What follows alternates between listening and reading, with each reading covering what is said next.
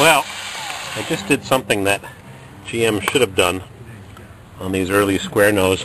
I just drilled a hole through the hub to be able to release that terrible, nasty snap ring that is really hard to get out when it's in place. You stick a screwdriver in there, you bust the end off, and you catch it, and you got to get it all the way around to get it out of the groove.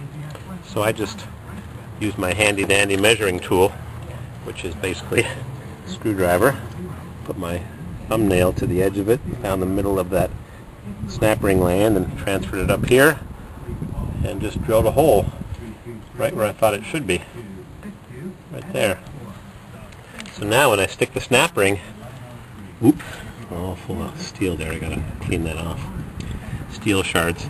Now when I want to take the hub apart for whatever reason, if I bust an axle or a U-joint goes bad, I can just stick a round tool in here and push that O-ring, see that? Push that snap ring, not an O-ring, a snap ring down, and then I can release it really easily, the way GM should have done it. I don't know why they didn't. No access, so I got to clean up that little bit of debris in there, and put my hub locker back in and put the snap ring in to hold it in place and put the cap on. All my junk parts. Got my coat on now because it is freezing. I had new sleeves put on. Look at that. Old coat with new sleeves. I know a good seamstress, but I can't give you her name or number.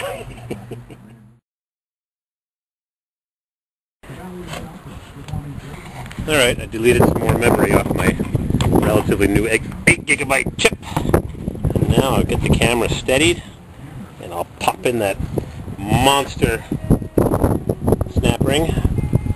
And as long as the opening is not where that hole is that I just drilled, that was so simple, you'll see what the purpose is. Put in that snap ring, and then to get that snap ring out is a bugger.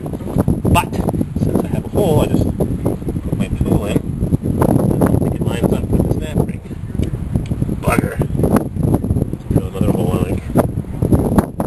Yep, I had it lined up.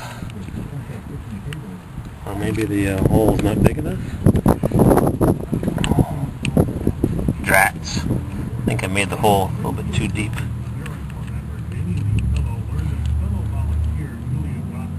Yeah, I missed the boat. Yeah.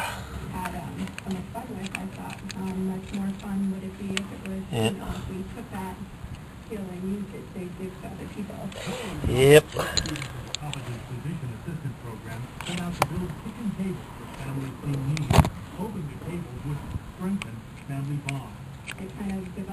Yep, I gotta drill my hole a little bit closer to the edge. Luckily I won't weaken it too much for my 135 horsepower. Alright, here goes the drill again. This time I'm going to drill it a little bit closer to the edge.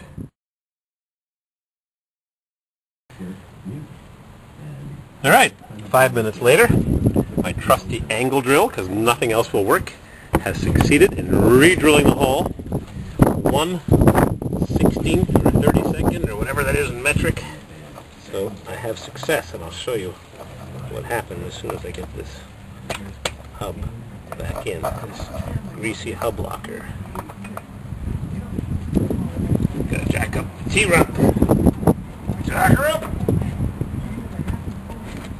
I was looking at a great post on Corvair Center Forum by Dansk, D-A-N-N-S-K, I think. Manufacturing a part. He's remanufacturing the ramp side latches from scratch, stamping them.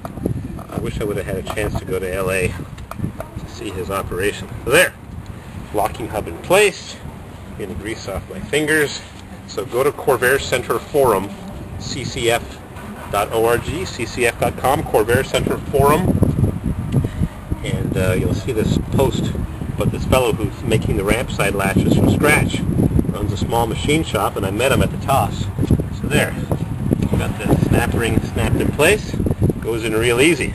But getting it out, you got to stick in 2 tools, and there's no room, and you bust off the end of the screwdrivers, and you can't catch the edge of it. Now I've got my hole right there, the new hole that I made, 1/16 of an inch closer to the edge. That one was just missing the edge of the snap ring.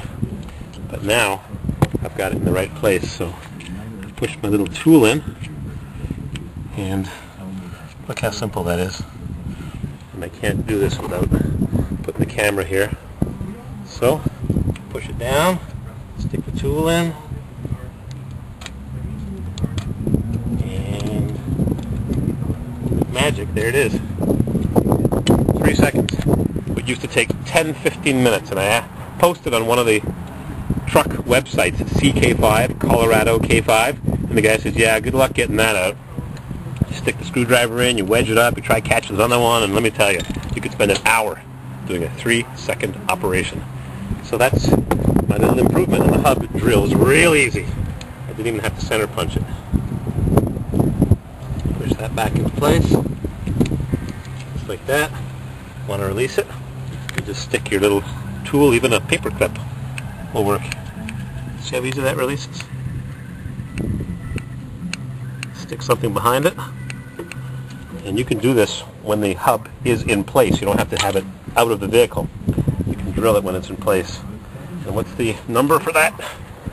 Let's see what the tape measure says. Actually, I went to a garage sale this past spring, and I bought a whole bunch of measuring tools, and some guy came in 2 seconds behind me, and he says, I'll buy all those. And I said, I'm sorry, I've already bought them. He said, no, I'll buy them. I'll give you double what you paid. I said, I paid $5. So this guy was not a happy camper. Of course, I have no idea where they are. Wait a minute. I think they're still in the same box that I bought them in. Yep. I told the guy I'd probably never even use them. Yep. I need a depth measurer. Not that I know how to use these tools. I knew it. 6 months later, they're still sitting in the package, in the box that I bought them for. Just $1 each. Antique.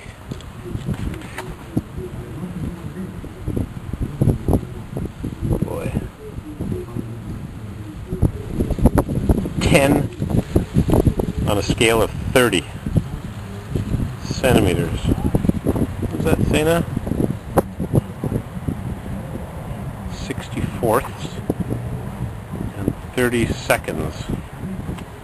So on the scale of 30 seconds, it is to the center 10 30 seconds. The 64th scale, that's real precise here though. On the 64th scale, it is, where's my camera looking at? Oh yeah. On the 64th scale, it's, of course, it's double. It's 20 64ths, more or less. So much for me knowing how to use these. Craftsman. Yep. So you could just drill a couple different holes. Doesn't really matter. If you make an extra hole till the center, it's here. And this one ended up being 11 or 12 64ths. So that's it. Gotta put my hub cap back on. I don't think it's this one. I think it's this one, this corroded piece of junk. They look a little different.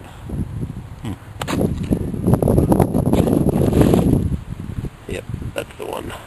This one's a spare. Bought from somebody else. Or no, this one's a spare. That goes in this package. They're all different, huh? They're all the same. Alrighty. Enough playing. Fingers are frozen. Release me, my darling. Look at that. So simple. Beautiful. Magic. I thought I was finished, but I think I better show you how these work. Because a picture's worth 1,000 words. You turn the knob like that. What you're doing is you're threading and unthreading the spring that pushes the center of the locking hub. See turn version of these. These you have to turn 320 degrees. They also have a faster turning version. Here's a different version of the same company's hubs. And the middle sticks out and it pushes. I'll show you what it pushes on in a second. Just got a thread in there. What it pushes on when you turn that knob is it pushes on that right there. This gizmo here, once depressed, locks the axle to the hub. Simple as that. And your axle, it's always turning when you put it in four-wheel drive and engage the transfer case. Engages the hub and gives you four-wheel drive. Real simple. Real low-tech. Completely different than what's in this system here. This system, the axles are always turning because they're locked permanently over there. And the action takes place in the front differential with a big giant plastic actuator that's busted and canceled. On my 93 pickup, I got to get another one of these days. They're expensive, $125. I'll get a used one. It takes 2 seconds to change. The wind howling here. Cold wind. Wind in the wires made us out. Yes. Way over the railing. You line up the Allen keys, bolt holes. Wiggle that on. It's got grease on it. Grease is always a good thing. I'm going to put the grease on when I turn the camera off. Line everything up. Click. Four-wheel drive. And you can't see it. The jack's tired.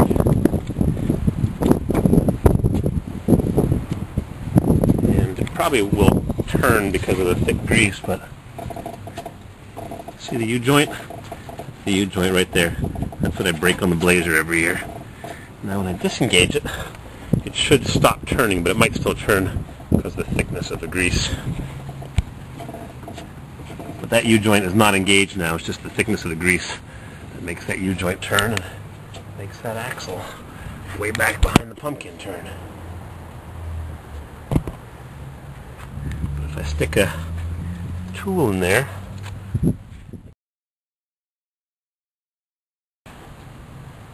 see? Not turning because I got the joint stopped with the needle nose pliers. If I lock the hub like that, I try to turn it, releases the needle nose pliers.